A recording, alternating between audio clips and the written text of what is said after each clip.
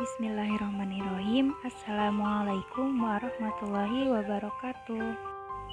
Perkenalkan, nama saya Siti Salsabila dari Fakultas Keguruan dan Ilmu Pendidikan, Program Studi Pendidikan Guru Sekolah Dasar, Universitas Juanda Bogor.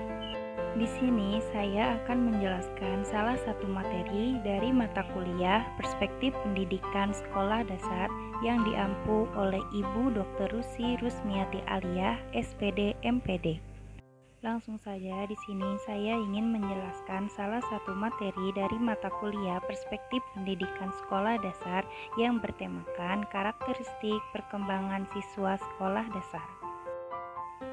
Menurut Sansrok, tahun 1996 dalam bukunya Retno Pangestuti, perkembangan merupakan bagian dari perubahan yang dimulai dari masa konsepsi dan berlanjut sepanjang rentang kehidupannya, bersifat kompleks karena melibatkan banyak proses seperti biologis, kognitif, dan sosioemosional.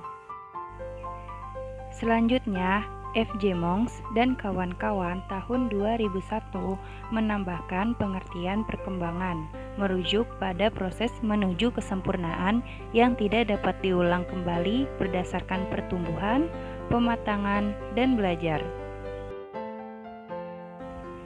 Selanjutnya, ada penjelasan dari perkembangan. Perkembangan dapat diartikan sebagai proses perubahan kuantitatif dan kualitatif individu dalam rentang kehidupannya, mulai dari masa konsepsi, masa bayi, masa kanak-kanak, masa remaja, sampai masa dewasa. Dengan demikian, perkembangan adalah proses perubahan yang terjadi dalam diri individu meliputi beberapa aspek sebagai implikasinya, yakni aspek yang pertama, yakni aspek fisik dan motorik. Kuhlen dan Thomson menyatakan bahwa perkembangan fisik individu meliputi 4 aspek, yakni pertama, struktur fisik, dan yang kedua, sistem syaraf, dan yang ketiga, kekuatan otot, dan yang keempat, ada kelenjar endokrin. Dan yang kedua, yakni ada aspek kognitif atau intelektual.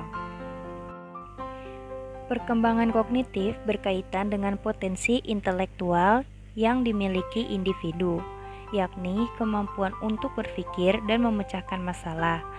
Aspek kognitif juga dipengaruhi oleh perkembangan sel-sel syaraf pusat di otak. Penelitian mengenai fungsi otak dapat dibedakan berdasarkan kedua belahan otak, yakni otak kiri dan otak kanan.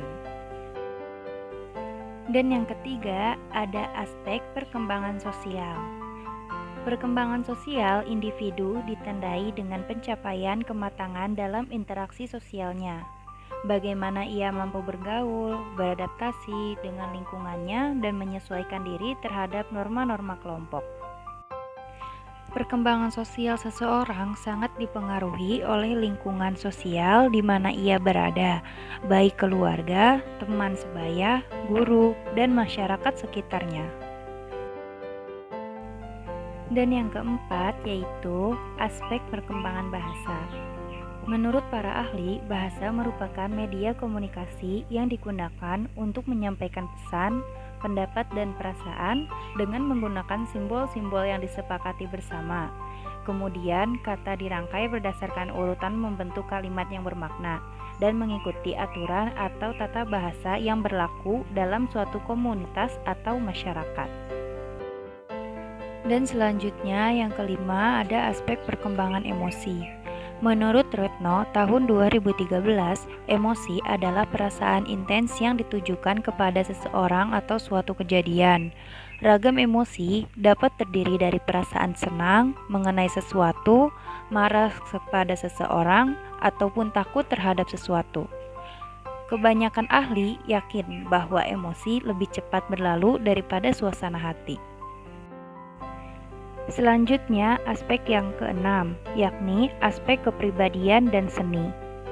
Suwadianto tahun 2007 menjelaskan bahwa hal penting dalam perkembangan kepribadian adalah ketetapan dalam pola kepribadian atau persistensi.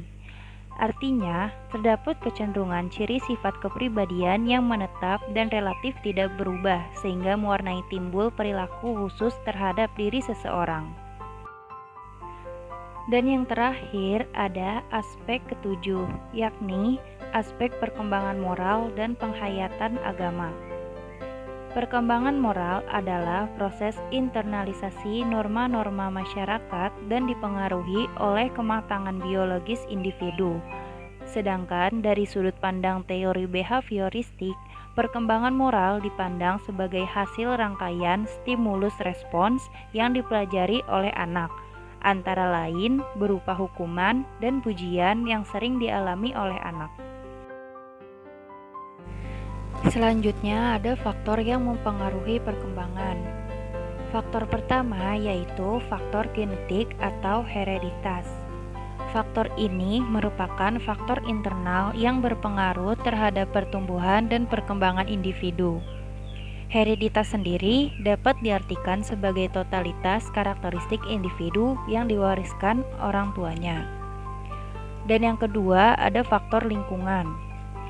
Faktor lingkungan merupakan faktor eksternal yang turut membentuk dan mempengaruhi perkembangan individu. Seperti yang telah dijelaskan sebelumnya, bahwa faktor genetik bersifat potensial dan lingkungan yang akan menjadikannya aktual. Ada beberapa faktor lingkungan yang sangat menonjol, yakni dalam lingkungan keluarga. Dan yang terakhir ada kesimpulan. Karakteristik perkembangan seseorang berbeda-beda, tergantung faktor yang mempengaruhi perkembangan seseorang. Karakteristik perkembangan anak usia sekolah berbeda dengan karakteristik perkembangan remaja dan karakteristik perkembangan masa dewasa. Karakteristik perkembangan anak usia sekolah meliputi perkembangan fisik motorik, perkembangan intelektual, perkembangan bahasa, perkembangan emosi, perkembangan sosial, dan perkembangan kesadaran beragama. Ada banyak faktor yang mempengaruhi perkembangan yang akan menimbulkan masalah dalam perkembangan. Faktor tersebut meliputi faktor genetika dan faktor lingkungan. Dalam proses perkembangan ketujuh aspek tersebut, terkadang menimbulkan masalah. Masalah-masalah tersebut bisa diperbaiki dengan dukungan dari orang-orang terdekatnya, terutama keluarga. Setiap orang memiliki kelebihan dan kelemahan masing-masing, sehingga seorang anak tidak boleh dipaksakan untuk menguasai seluruh aspek perkembangannya. Sekian dari saya penjelasan tentang karakteristik perkembangan siswa sekolah dasar. Kurang lebihnya saya mohon maaf. Terakhir saya ucapkan terima kasih. Wassalamualaikum warahmatullahi wabarakatuh.